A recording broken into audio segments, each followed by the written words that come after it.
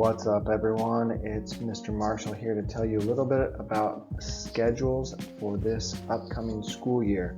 There's a lot of information here, so I'm going to make it as simple as possible and let you know the key important information you need to start the school year off right. The first thing you need to know is that schedules will be available on September 9th. They aren't ready yet. We're still tinkering and tweaking and making them as best as possible. So know that your schedule will not be available to you until September 9th.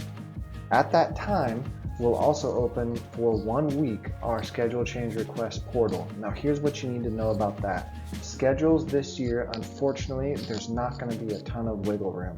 So here's the only way you can make requests is if you are missing a class on your schedule, you need a level change, as in you're in the wrong math or you're in the wrong world language, or you've been incorrectly placed, as in you are in a world language, but instead of being in French, you're actually in Spanish. Those are the 3 reasons, and the only 3 reasons that you can submit a schedule change request this year. So it's a little different than years past. There will be no preference changes this year.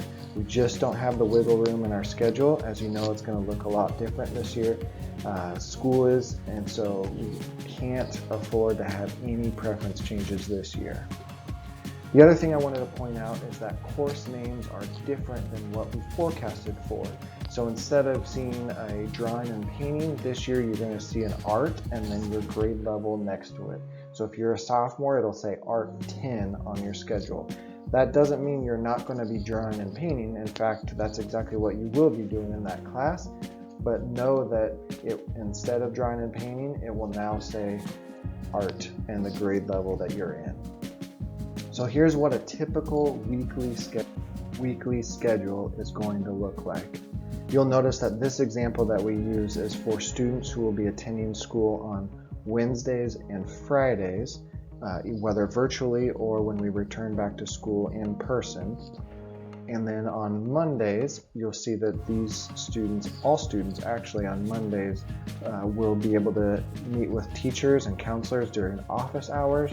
There may be some in-person or virtual targeted supports. It will also be an opportunity for students and staff to connect using some outreach methods.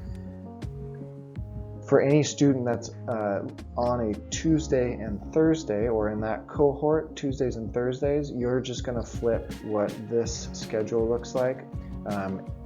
And it'll be your Wednesday will now actually be your Tuesday, and your Thursday Friday will actually be Thursday. That's a little confusing. I don't have a great graphic to show you in this video, but just know that you'll either be part of a Tuesday-Thursday cohort or a Wednesday-Friday cohort.